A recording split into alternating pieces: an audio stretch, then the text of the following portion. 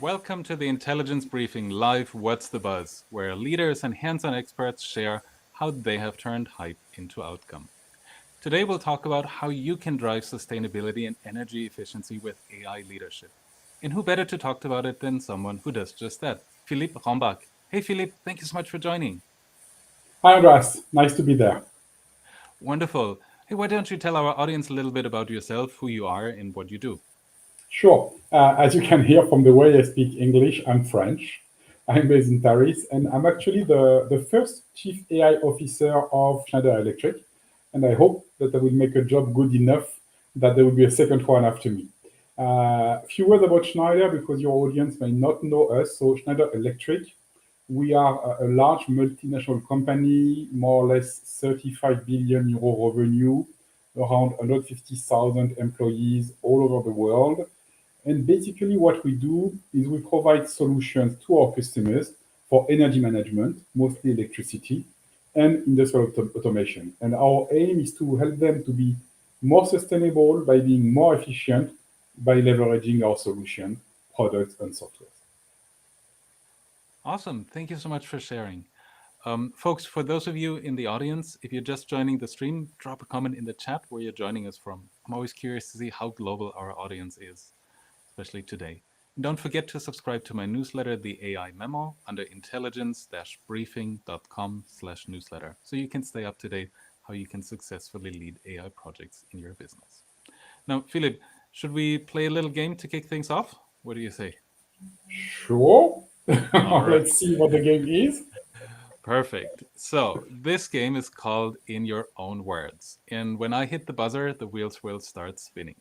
When they stop, you'll see a sentence. And I'd like you to answer with the first thing that comes to mind and why, in your own words. And to make it a little more interesting, you only have 60 seconds for your answer. And for those of you watching this live, drop your answer in the chat and why as well. Um, so, are you ready for What's the Buzz? Yeah. Excellent. Then, here we go. If AI were a song, what would it be? 60 seconds on the clock. Go. Hmm.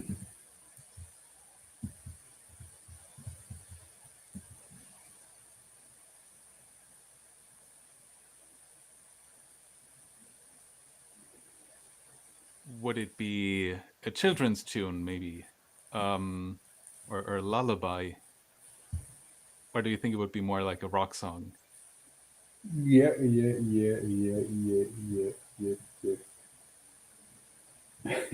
I'm not sure. I'm not sure.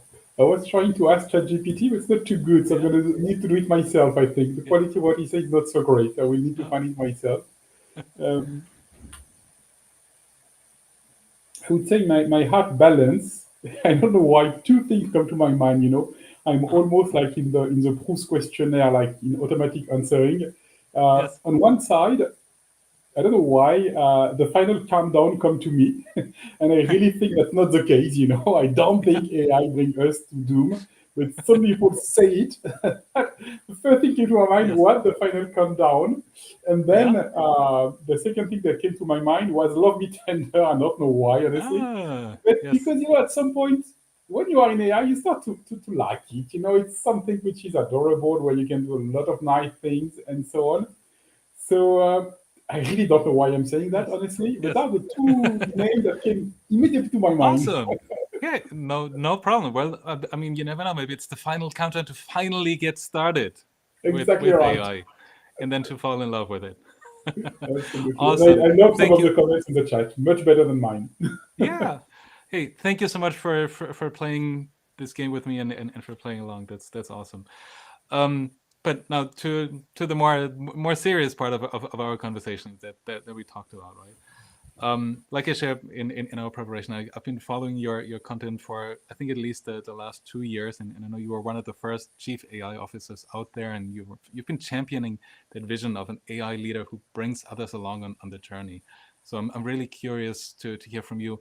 How have you been engaging Schneider Electric as a company on AI in your CAI overall?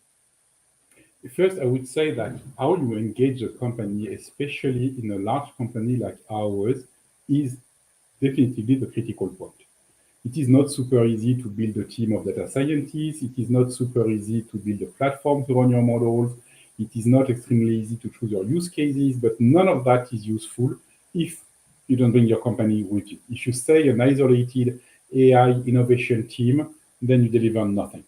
So your question is really the critical point, and the way we try to address it and had some success in it is first to be obsessed by the idea of AI at scale, which means that from the day one, our obsession was to do AI that impacts, to do AI that help us be more efficient, help us serve our customers better, help our customers, and we'll dive into that later, help our customers use their energy more efficiently. Really do AI that impacts, and not fall in the trap of, wow, it's a beautiful technology, let's play with it and do a shiny object, but really make sure that we use it at scale and always be focused on that. Practically speaking, what does that mean? That means that you never start with the technology, you always start from the use case, from the business need. And you never start from, hey, what can GenAI do for me? What can I do with GenAI? You start by, what are my business problems? Where am I not good in serving my customers? And from these business issues, some can be solved using AI, some cannot. The one that can be solved using AI, then this is a use case, and then you start to develop these use cases. The second thing to bring the company in is how you engage with the line of businesses, the functions in your company, which are not part of your AI core team. What we are thinking in Schneider is if we really want to bring value and really impact, really deliver AI at scale, as I was saying, you need to combine domain knowledge with AI knowledge. AI alone will not make it, and domain alone, of course, will not bring AI. That's kind of obvious. So you need to merge the two. Our choice in Schneider was to develop what we call the hub and spoke model. Hub and spoke means everything and nothing. Everybody will use this word. In our case, it means that we centrally have the core team of AI, data scientists, experts, and so on. And when we do use case, the function, the line of business brings all the rest. Domain knowledge, go-to-market, sales, marketing, technical integration with the softwares, and so on. So that was also very important to bring the people in, to have this merging using agile methodology, merging in a squad, domain knowledge with AI expertise. And to some extent, you know, one of the best reward I have is we have this quarterly meeting where we present to our CEO a few use cases that we have delivered in the previous quarter. And we do that with this counterpart of the domain. The function can be HR, finance, supply chain, or our line of businesses would deliver products to our customers. And when we share to our CEO, they speak most of the time. They explain the value, what we have done, what it brings, how it changed the life of the customers. And then we spend 2 minutes talking about what kind of neural networks we have leveraged or whatever. And for me, that's the proof of the pudding. You know, that has become their babies. They are pushing us to deliver to them. And that's really what's working well. So in short, start with the business, find a way in your company to merge domain knowledge with AI knowledge, and make sure that the one who has a business need is the real owner of the solution being developed. Awesome. Thank you so much for sharing. I think for many, that's the ideal model and the ideal end state that they want to get to, right? But I'm sure it wasn't that simple getting there, I assume, right? At least if I listen to others and see what they share and what they say, right? It's, hey, there's this technology. My board is asking me, what are we doing with generative AI? What's our AI strategy? Or we need to, first of all, chase the shiny object so we have something that we can build momentum around. And then you get to the business value question and you find out, well, maybe it's not necessarily there, or it's more expensive to run it with AI than to do it yourself and whatever else. So it's super exciting for me to hear how you established this. Rebounding on what you said, and maybe that was a clever choice of our CEO when he appointed me Chief AI Officer. In many companies that I see, the Chief AI Officer is a guy with a lot of knowledge in AI, who has spent 20 years, wrote 2 or 3 theses on AI, and that can be a good choice in many cases. In our case, it chose to take somebody like me who had not that much AI knowledge, but a lot of business experience and a lot of company experience. And the idea was to say, if we want to do AI that really impacts, we need somebody who understands our business to choose the right use cases. And we need somebody who understands the company very well to find a model that works, an organizational model that works for Schneider. And I still see a lot of companies choosing somebody with super difficulties in AI. Sometimes it may fit the needs, but sometimes it may not. Right. Yeah. And then to your point, then you missed that link and that understanding of the business and with the business. Yeah, absolutely. That makes a lot of sense. Awesome. Now, folks, if you're in the audience and you have a question for Philippe, please don't be shy. Put it in the chat. We'll take a look in a couple minutes right after the next question. Look, we set up this this session today, I think 4 weeks in advance, or almost two months in advance, if I'm not mistaken. And we said, hey, let's talk about energy. Let's talk about sustainability. And just in these last 2 weeks, 3 weeks, probably there was so much news in the industry about energy consumption of LLMs being so high, being increasing. Some companies are thinking about their own chips for energy efficiency, or even their own energy sources. So there's a lot of discussion happening in the industry, and personally I'm expecting it'll only get more when we look at things like sustainability. But I'm wondering, with all of these things coming more to the forefront of AI deployments, where do you expect the energy use for AI will go, and what do you think will have the biggest impact from what you are seeing? Yeah. First, I would say that, as you say, if you read the newspapers, if you listen to the news, people most of the time, when they think AI and sustainability, they will think it in what I would call a negative way. AI consumes energy, adds to the problem. Actually, we in Schneider believe that it will help the decarbonation. It will support the fight against climate change, and I will explain why.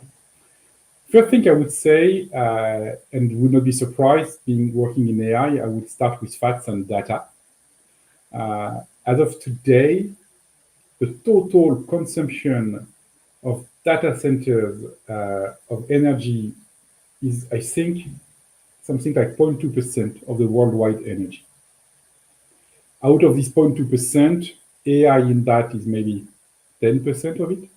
So we may be at 0.02% of the energy of the world used for AI today. And even with the biggest forecast of generative AI done by sellers of data centers, we may go up to 0.04%. All of that to say that if we are able to save only 5 or 10% of the remaining 99.96% by using this 0.04% of energy, we are really on the safe side. And now, if I'm more precise on how we see it in Schneider, we see AI playing a very key role in the decarbonation and the fight against climate change in 3 ways.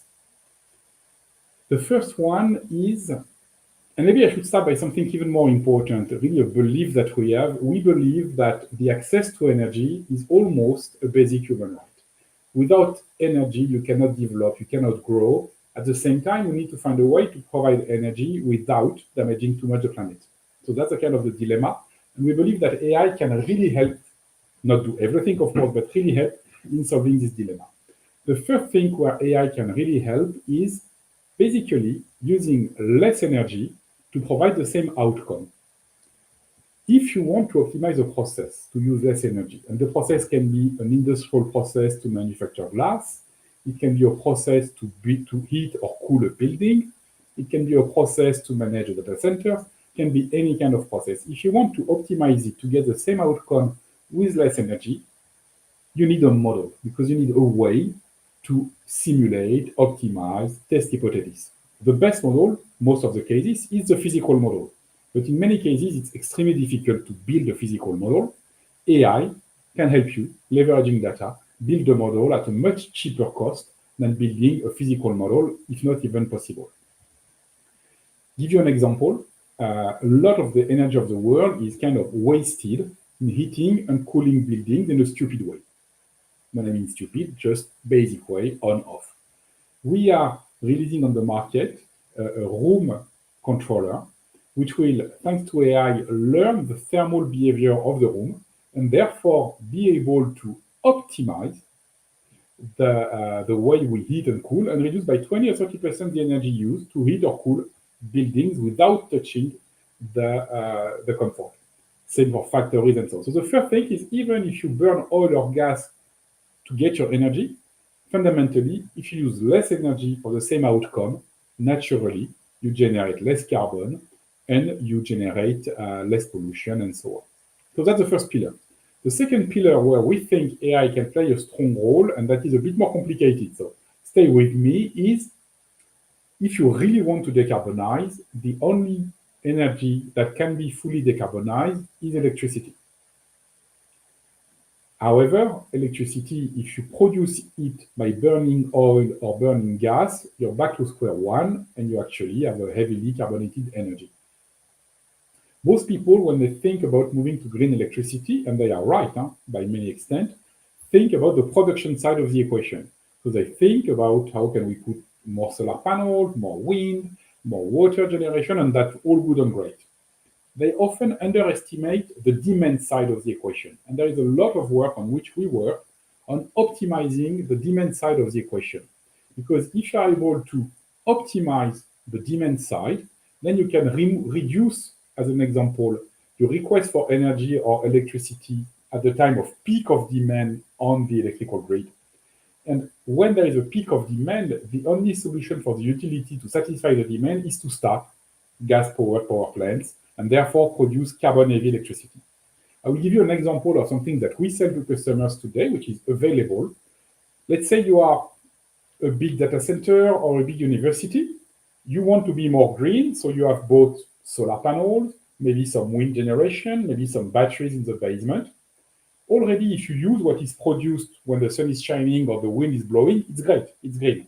But you can do probably much better, because if you are able to forecast your production, forecast your consumption, forecast or get from the grid the information about the quality of the power and the percentage of carbon, then you can make, we recommend to do that every 15 minutes, a choice between, should I use what is coming from my solar panels, or should I sell it to the grid because I will help the grid decarbonize, or should I store it in my battery for tomorrow because I will need it tomorrow, or you see where I'm going. Yes. We do that at building levels, home levels, etc. That is exactly, Arvid, what I'm talking about, the microgrid example, optimization. So that's the second pillar, which is using AI to optimize the demand. That can be also using AI to optimize how you charge a fleet of vehicles to make it the clever way. Plenty of applications, not all by Schneider, of course, but a key role of AI to optimize the demand. And the third one is great to have solutions to reduce your energy needs for the same outcome. Great to have solutions to optimize your demand to move towards green electricity. But if you really want to impact the planet, you also need to scale them. If you install them only in 5 buildings or 10 factories, you did not move the needle. So the last place where we see AI playing a very strong role is getting away some of the difficulties of scaling. I will give you a very concrete and basic example. California State is pushing very, very hard to install solar panels on the roof on almost every single home. Right. What is slowing the deployment is the first step. You need an electrician to come to your home, open your electrical panel, and check if your home can accept solar panels or not. There is not enough electricians in California. This is slowing down the program. We have developed an AI tool for one of our companies playing in that field, where as an individual homeowner, you take a picture of your panel and the AI tells you, yes, you're ready, or no, you're not ready. So 3 pillars, and I stop here, that AI can really help in this fight against climate change, reducing the amount of energy needed for a given process, optimizing the demand to help move to green electricity, and also removing the barriers to adoption to help scaling. Thank you so much for sharing. I really like how you're thinking about it in these 3 different aspects. And what you mentioned as well, right? A lot of the discussion focuses on, well, there are carbon emissions created from training these models, from using these models, and I think too little is the conversation also about, well, what is the amount of carbon that we're taking out as a result of it, because we're doing things faster, more efficient, and so on. And maybe, by the way, on that topic, and then we can move, but we wanted to check if we're not wrong. We've done a bit of checks on very precise use cases, looking at what we call carbon return on investment. So how much carbon do you generate by running the model versus how much you save? The ratios are between 1 to 1,000 and 1 to 500. So we are still at a stage where we can save much more than generate. That's a very powerful message. Awesome. Now, what you mentioned, the use case, taking pictures of your panel, how do you identify these opportunities? I think there was a question here from somebody in the chat. How are you finding value with AI or Gen AI? And to me, the question is, how do you find that the good use case that delivers business value, and how do you build that roadmap? We start from good problems. So we really don't start from, hey, who can use my AI? We really start, and we have a team dedicated to that, experts, people which are product ownership capabilities. They sit with our functions, HR, supply chain, or our line of businesses, like the one doing the microgrid offer I was mentioning. And they don't speak about AI first. They first start by speaking about what are your business problems? What do you want to achieve? What are your customers requesting? And finding together where AI can help. And we always start from the business need. Our finding in Schneider was we cannot just wait for business to come to us, the AI team.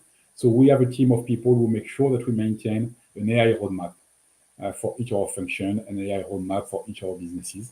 And that's how we do it. And what we look at is really, when we look at a use case, we look mostly at two things. What is the business value?